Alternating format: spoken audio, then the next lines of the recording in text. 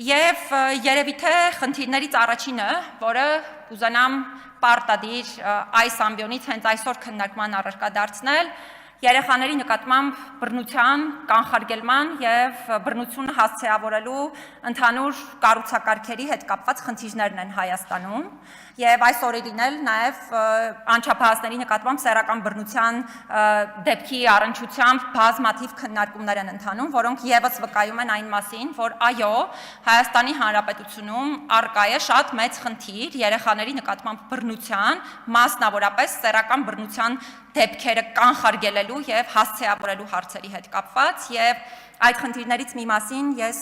կուզենամ պարտադիր զեկույցը ներկայացնելիս անդրադառնալ, եթե այլ հարցեր լինեն, հետագայում ուրախ կլինեմ դրանց պատասխանելու։ Նախ նշեմ, որ խնդիրը այնքան մեծ էր մեր դիտանկյունից, որ նախորդ տարի նույնիսկ արտահերթ զեկույց ենք հարցի հետ կապված ունեցել, որը իհարկե ավելի լայն էր, վերաբերում էր երեխաների նկատմամբ բռնության ընդհանուր առմամբ, բայց բնականաբար տարբեր առանձնահատկություններ նկատի ունենալով կառուցակարգերի հարցերը եւ խնդիրները նույնական են այդ ներողություն այդ զեկույցում ամբողջությամբ քննարկված եւ այս տեսանկյունից առաջին խնդիրը ընդհանրապես բռնությունը ճանաչելու հետ կապված խնդիրն է եւ հատկապես եթե սեռական բռնության դեպքերի մասին ենք խոսում սովորաբար թե մշտադիտարկման տարբեր այցերի թե մեր քննարկումների արդյունքում պարզ է դառնում որ օրինակ երբեմն կարող են ասել դե օրինակ մի ընդհանրապես հպում էր դա ընդհանրապես ինչ կապ ունի բռնության հետ կամ համանման այլ հանգամանքներ եւ սա վերաբերում է ինչպես ընդհանուր հանրային ընկալումներին, այնպես էլ երեխաների հետ աշխատող բոլոր մասնագետներին, հետևաբար նաև հետագայում սա անցում է կատարում, այդ թվում որոշ դեպքերում քննություն իրականացնող մարմինների ընդհանուր ընկալումների համատեքստ, եւ սա բնականաբար իհարկե չեմ խոսում անհատական այն կարևոր դեպքերի մասին եւ նաև լավ մասնագետների մասին, ովքեր բավականին լուրջ աշխատանք են ոլորտում կատարում, բայց եթե համակարգային դիտանկյունից նայենք, ընդհանուր խնդիրը բավականին լուրջ է եւ ընկալումների բռնությունը ճանաչելու այս ասպեկտը իրավունքների պաշտպանության եւ նաեւ կանխարգելման տեսանկյունից ունի շատ կարևոր նշանակություն։ Երկրորդը այս դեպքերի առնչությամբ խորհրդապահական տեղեկությունների մի շարք իրավիճակներում փոխանցումն է, չես հասկանում, թե ինչպես է, օրինակ նույն տեղեկատվությունը պետական մարմիններին հասանելի դառնալու պարագայում փոխանցվում մարդկանց, ովքեր նույն կարող են լինել բռնարար, որովհետև մենք ունեցել ենք բազմաթիվ նման դեպքեր, երբ մեզ օրինակ զոհը դիմել է հենց այն պատճառով, որ խոսել է իր տեղեկատվությունը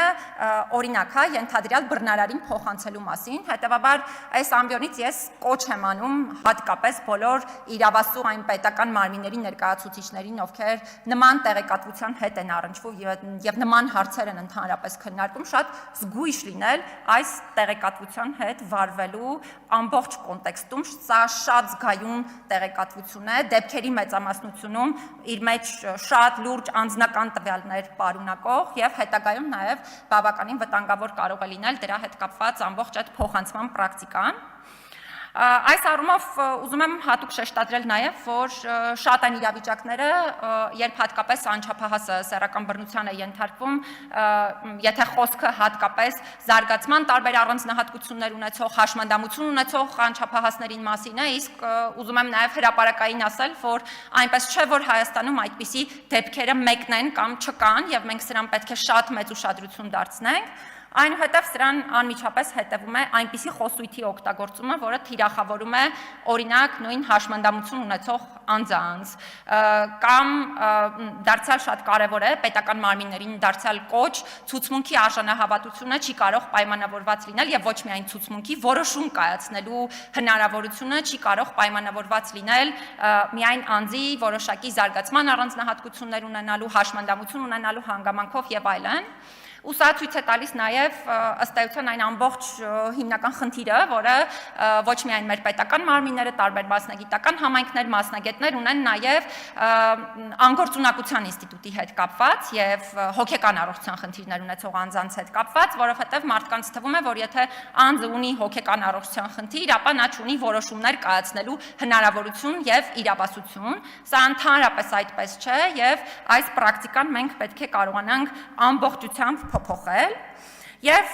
իհարկե այս գործերի քննությունն ունի մի շարք առանձնահատկություններ, որը պետք է մարմինները հաշվի առնեն, շատ կարևոր է, որպեսզի տիրապետեն այդ առանձնահատկություններին խնդիրները ճիշտ տրամաբանությամբ կանոնակարգելու համար, եւ այս բոլոր դեպքերի հետ կապված նորից պիտի շեշտադրեմ երեխաների անձնական տվյալների պաշտպանության խնդիրը, ընդ որում խոսքը միայն երեխաներին չի վերաբերում, այդ թվում նրանց հարազատների, օրինակ ծնողների հետ կապված դարձյալ